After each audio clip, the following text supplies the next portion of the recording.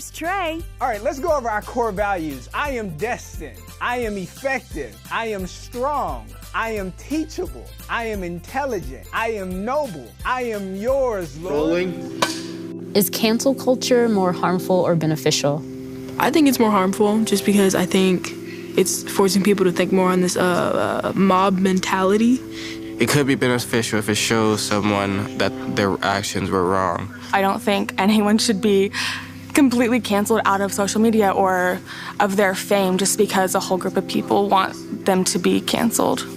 People do change, and I think that is hard for some people to realize. So, yeah.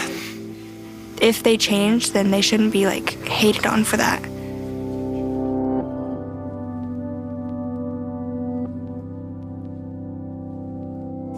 Is cancel culture good or bad? I feel like most of the time cancel culture is bad. Yeah, because it's toxic. Yeah, because at the end of the day, that's a human being, and I don't think canceling them is good at all. I feel like people would just bully. I feel like the whole approach is surrounded by negativity. And with that, it's usually not good for the person who's getting canceled or even the person who is canceling, if that makes sense. What do you do when an influencer has a history of committing the same crime or offense over and over, but then it finally comes to light? How do you handle that? If they have a history of doing it a lot, I feel like that does really need to be recognized, because if they're an influencer, they're also influencing little kids and stuff. And if they're putting out a bad influence, the little kids that watch their videos or whatever they do would just see, hey, they're doing that, maybe it's okay. It's not. I think it's hard because to balance what is enough and what is showing grace, because we're supposed to show grace, but when do you decide enough is enough? Right. And that's a hard line. When do you know when it's been crossed? When do you know that, hey, they've changed? Is saying sorry or making an apology video after being called out enough? No. It's the work. A lot of influencers, after they do something, but after they get all the hate, and everyone's like, no, that's wrong, and people telling them it's wrong. Most of the time, it just feels like they had to say sorry. Yeah, it's not an genuine. Yeah. They put out that apology crying video, and then we're all like, no, you're sorry because an entire group of people just came after you for saying something that you know you shouldn't have said. Yeah. They put the eye drops in, and makes it look like they're trying. Or they have the sad music in the background. You're stop. Yeah, it kind of goes along with the saying, actions speak louder than words. Right. You can say you're sorry all you want, but until you start acting out that apology, when does it become real? Yeah. Exactly. If Jesus calls us to forgive, should Christians participate in cancel culture?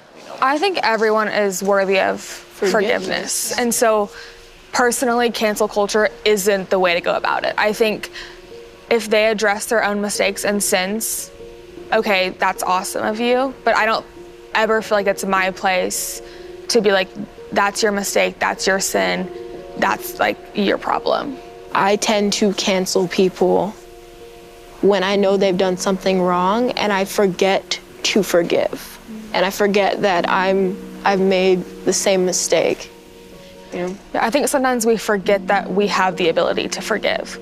We're like, oh, I could never forgive that person for whatever they've done to me. I think that's where God comes in. He can give us the ability to forgive, because sometimes we cannot do it by ourselves. I don't really ever forget to forgive anyone. I'm just if someone asks for forgiveness, I'm like, okay. I don't know, I just don't really care that much. If someone did something that offended me, I'm just like, oh, cool. I'm the same way as you. I always forget that, like you said, that I'm able to forgive, especially in the heat of the moment. I don't want them, I don't want anything to do with them, and I get hurt. I'm a very sensitive person. I get hurt easily, and so when someone hurts me time and time again, that I want to cancel them as soon as possible, but then I realize that people can change, so I need to be able to forgive if they are willing to. Yeah, I think there's a difference between canceling and distancing. Yeah. If there's someone on social media that I want to cancel, I'll just unfollow them and stop looking at their page. Or even in real life, if you have a toxic friendship, don't cancel that person and make everyone in your life turn against them, but just say, maybe we shouldn't be friends, and just distance yourself. If Jesus can forgive me for everything that I did, then maybe I need to check my heart and realize that I should be able to forgive other people. What does it look like to give people grace to grow and mature beyond their flaws? Just recognize that they're trying. At least they're trying to do something to improve and not stay the same old person they were. Yeah, I think addressing the problem with them, if they don't know what they're doing, then we can't just cancel them because they aren't aware of what they're doing. But I think address it, and then if they're willing to fix it, walk with them through that. And then if they're not willing to fix it, love from a distance, like you said. I think one big thing that people don't do when they're like helping toxic people or something is focus on themselves still, because they still need to be able to have time for themselves to heal from whatever happened. Because some people really do try to change, and they should be recognized for that. It's always okay to sit someone down and say, look, this that you're doing right here is hurting me. And if it continues, we're gonna have some problems within our relationships. And now we gotta figure out what we're gonna do so that we don't have any more bumps in the road. And it's always okay to just let them know. And it doesn't have to be in a mean way. It has to be healthy. If it's just bashing and hating them, I don't think that's healthy at all, but it still happens. So I think the communication between them has to be healthy for it to do any good. I always have a really hard time believing that people can change for the better, but I don't know. I guess this conversation kind of showed me that people are able to change. It just takes time.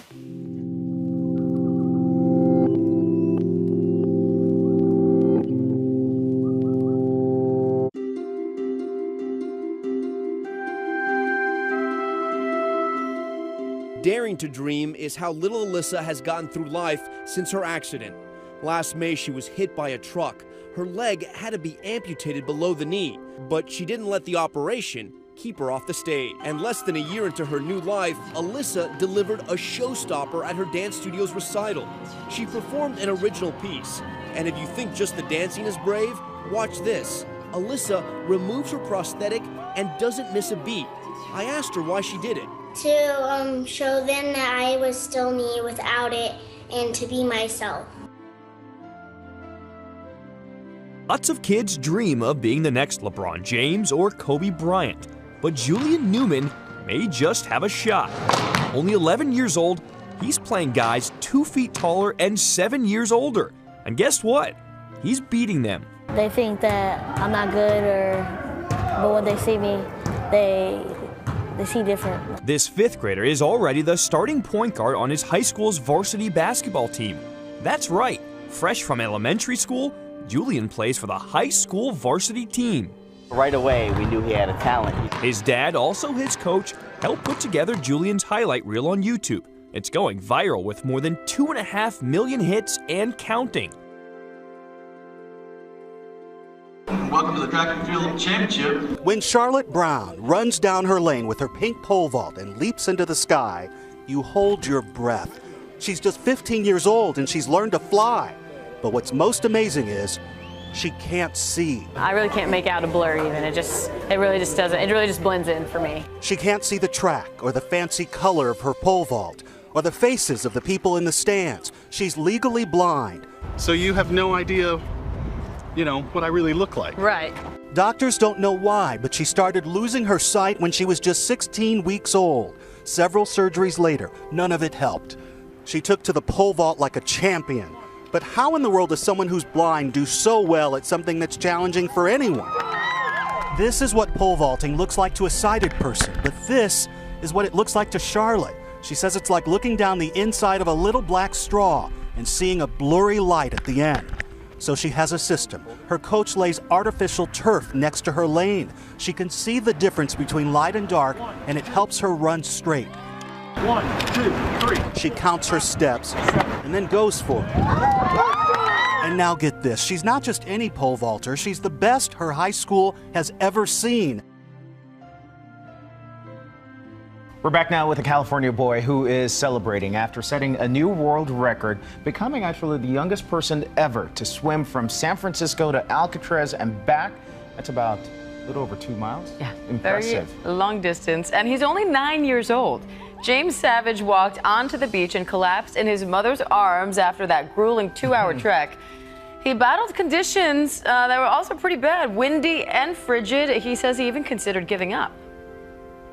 I thought it was going to be easy at first, but then after I got out there, the tide was pushing me all around. I was about to quit, but then I kept on going. When he first announced he wanted to walk a mile in a race, the most he ever walked was 20 steps. Watching sports with Dad was his first love, but running together quickly took over. It's very difficult to have athletic events that you two can do together. And for the past 6 years, they have. It started small with each race run by Dad, but finished by both. We just had a person the other day say, you know, Johnny could be a professional athlete. And he said, no, I'm serious. He said he really could be. A person like me being able to endure endurance races and stuff, but I think it's a tremendous lesson for me. It teaches me that anything is possible. Who would have ever thought, you know, my son with cerebral palsy was going to be able to, you know, participate in an event of this magnitude. In an ESPN E60 story from a few years ago, Johnny challenged himself to walk the final mile of a 5K and realized the true feeling of competition and completion on his own. That powerful day was the day his athletic dreams began to be realized. You have the ability to do something special, and it's up to you to make that become a reality. That has really been my biggest inspiration and the biggest athlete that I look up to because of his determination to get me across that finish line. The duo now faces its toughest test as they've been invited to run in the world's toughest race, the Kona Ironman World Championship Triathlon, which will test both Johnny and Jeff's limits in unfathomable ways. If you think based on watching these images that 16-year-old Kate Foster is a talented gymnast, you'd be right. But that's not the whole picture. This is the whole picture. The Illinois teen is not only talented, she's extraordinary, able to defy gravity and stick picture-perfect dismounts with a prosthetic leg. Kate's love of tumbling began at age 7. She loved it right from the beginning, the extra practices, the extra time at the gym. I've never really found anything that I've loved more. But then at age 12, the unthinkable. Kate was diagnosed with leukemia, and an infection that ravaged her leg forced her to choose between life and a limb. They told me what was going on, and I said, you're not taking off my leg. I need that for gymnastics. And they were kind of explaining to me, you know, this bone marrow transplant won't work unless we do this. It's really your leg or your life. Kate worried. Having only one leg meant her life as a gymnast was over, but her coach had other ideas. After the amputation, my coach said something to me that really changed my mindset. She said that she had never coached a one-legged gymnast before, but she was willing to try if I was. So they set off on an uncharted course. Today, Kate competes with her team, traveling throughout the nation in sanctioned gymnastics competitions.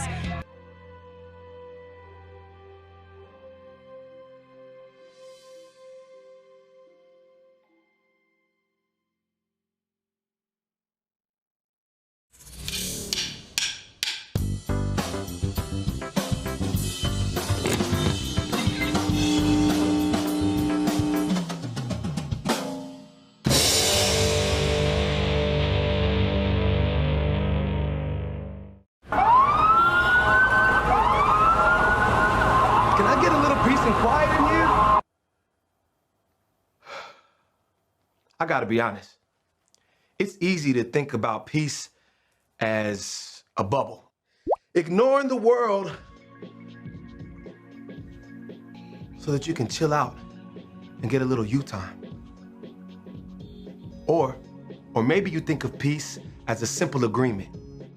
You do your thing, I do mine. Then we don't have to worry about each other's problems or the ways we're different from each other. Or you might see peace as a big, grand thing. General, this treaty officially ends all wars. But true peace doesn't look like any of that. True peace is messy. It takes hard work and creativity. It says, how can I listen to you first before I speak? It says, how can I learn what it's like to walk in your shoes before I try to fix it? How can we get creative to find a way through? See, when you do the hard work of making peace, others can see God at work in you. That's why making peace is an amazing way to worship God with your life. Because worship, it's about more than just singing loud. It's all about living loud.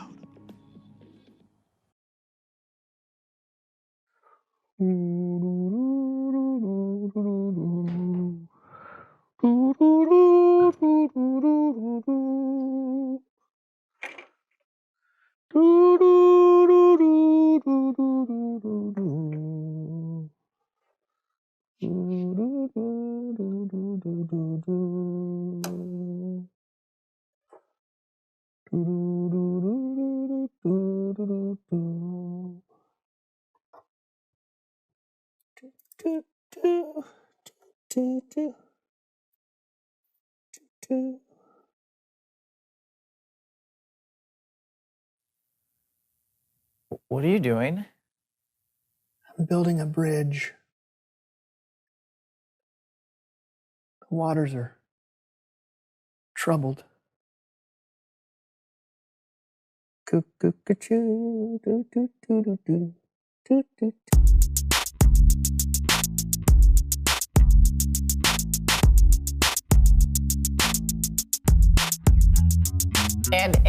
And Brandon, did you know that your fingernails grow 4 times as fast as your toenails? Really? Yes, and that you produce enough saliva to fill 2 bathtubs a year. Cool. We need to get started. Yeah, and eyelashes last for about 150... So, hey everybody, I'm Brandon, and this is Lawson, and welcome to the So-and-So Show. Yes, where apparently you might get interrupted by your co-host. Lawson, we need to get started with the show. Yes, but you cut me off at a very crucial part of my fact-giving. Kids out there could be seriously questioning the lifespan of an eyelash. 150 what? Hours? Years? They don't know, Brandon. It's 150 days, by the way. Eyelashes last for 150 days. Great. Are you done? Yes. Thank you. Go! Did you know that your blood has the same percentage of salt as ocean water? Actually, technically, the blood is saltier than seawater, if you read Wikipedia. Brandon, you ruin everything. Yeah, well, your facts aren't interesting. Yeah, well, neither are your shoes. You don't even know what shoes I'm wearing. I don't need to. Please welcome someone who knows stuff.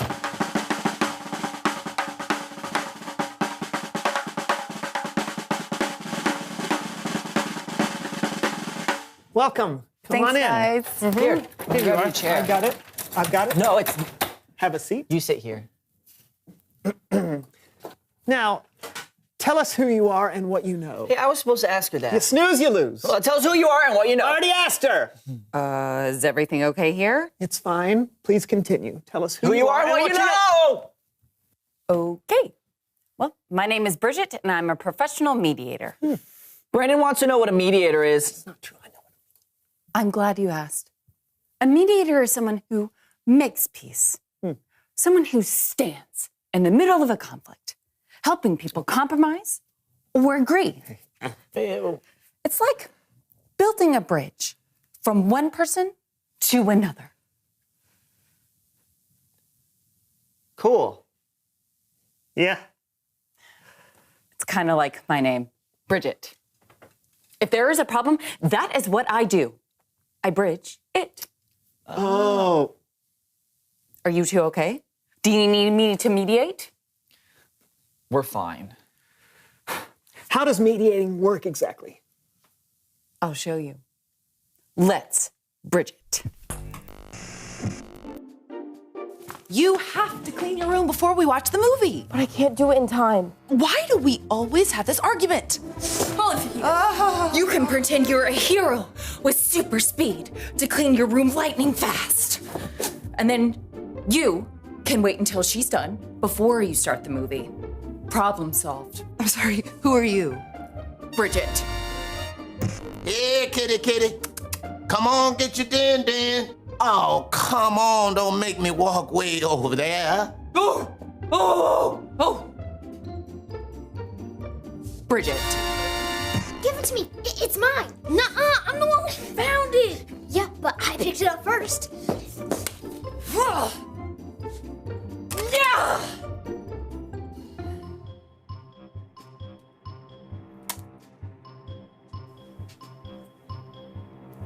Bridget. Wow, you really do build a lot of bridges. You're welcome. I didn't say. Well, I've got to go. There's lots of people out there needing my help. And just remember, if you two ever aren't getting along, don't let the gap stand in your way. All you have to do is just... Bridget? That's my name. Bridget.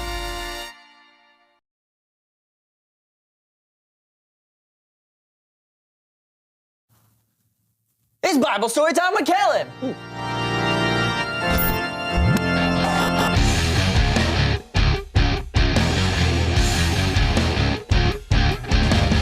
Hey, Kellen. Hey, guys. Today's Bible story is a great one, so let's hop right to it. The verse is Colossians chapter 3, verse 15. Paul wrote, "Let the peace that Christ gives rule in your hearts. As parts of one body, you were appointed to live in peace and be thankful." Back to you guys. Back to us? What do you mean? That was like 2 sentences. 3 sentences, actually. But yes, sometimes one little verse in the Bible can pack a whole lot into it. Okay, but... You want to unpack it? That would be great. Here it is again. Let the peace that Christ gives rule in your hearts. As parts of one body, you were appointed to live in peace and be thankful. It's like this. Meet Brian and Ava. Where's my notebook? I didn't take it. Well, I can't find it anywhere. That's not my fault. If I don't find that notebook by tomorrow, I'm going to get a 0 on my homework. Aw, bummer for you. I'm going to play with my friends. Goodbye. Freeze! Brian and Ava are brother and sister, but sometimes, and I don't know if this happens to you, but sometimes brothers and sisters fight. They're not at peace. So what would happen if they let the peace that Christ gives rule in their hearts? Rewind! Where's my notebook? Oh, I haven't seen it. Well, I can't find it anywhere. Have you checked the kitchen? Yes, but if I don't find that notebook by tomorrow, I'm going to get a 0 on my homework. Well, I was going to play outside with my friends, but I guess I can help you look instead. Thanks, Brian. Let's go. See the difference? Instead of letting anger and fear be in charge, they let peace take over. Peace ruled their hearts, and that's how it should be. As parts of one body, you were appointed to live in peace. That means making peace is our responsibility. Like this. I want grilled cheese for dinner. I want tacos. Didn't we just have tacos? Yeah, but tacos are my favorite. Grilled cheese is my favorite. So what do we do? Grilled cheese tacos! Grilled cheese taco? Isn't that a quesadilla? Anyway, Ava and Brian, they did something called compromise. They both gave up a little bit of what they wanted to make peace. It's important to remember that even when we disagree, we can still have peace with each other. So let's see that verse one more time. Let the peace that Christ gives rule in your hearts. As parts of one body, you were appointed to live in peace and be thankful. Back to you guys. Awesome. You were right, Kellen. One Bible verse packs in a whole lot, and all we have to do is remember it now. Yep. Next time you're in an argument, don't let your anger take charge. Let the peace that Jesus gives rule your heart. We'll try, Kellen. Thank you. Yeah, thanks. See you guys. Bye. Brandon? Yes, Lawson? I don't want to fight anymore. Yeah, I agree. I'd much rather have peace. I'm sorry. I'm sorry, too. Yeah. Come here, you. We're never gonna have a conflict ever again because we bridged it. Okay. We bridged it. I'm so sorry. It's not gonna happen. Let's take it anymore. All right. Let's take it one episode at a time, if that's all right. Okay. Yeah. Reveal the question. Who do you need to make peace with? Whether it's a sibling, a co-host, a parent, a teacher, a friend, a neighbor, a grandma, second cousin once removed, second cousin twice removed. You get the picture. We all had a lot of different types of people and relationships in our lives. Or a hot dog vendor, or a disc jockey, or a mail carrier, or a used car salesman, or a Talk about it together. Who do you need to make peace with? Or a babysitter, or a mountie, or that woman who hands out that samples at the grocery store that you just eat them all the time and you just can't stop and you can't stop. I'm Brandon. And I am Lawson. And this was the So-and-So Show. Do you have any more? No. All right, see if you can guess the answer to this. How many noses does a slug have? 3. No, that's close to. They have 4 noses. The fingerprints of a koala are so indistinguishable from humans that they have on occasion been confused at crime scenes. A snail can sleep for 3 years. Oh man, I envy him. The only animal that can't jump is the elephant. 3% of the ice in Antarctica glaciers is penguin urine. Okay, good night, everybody.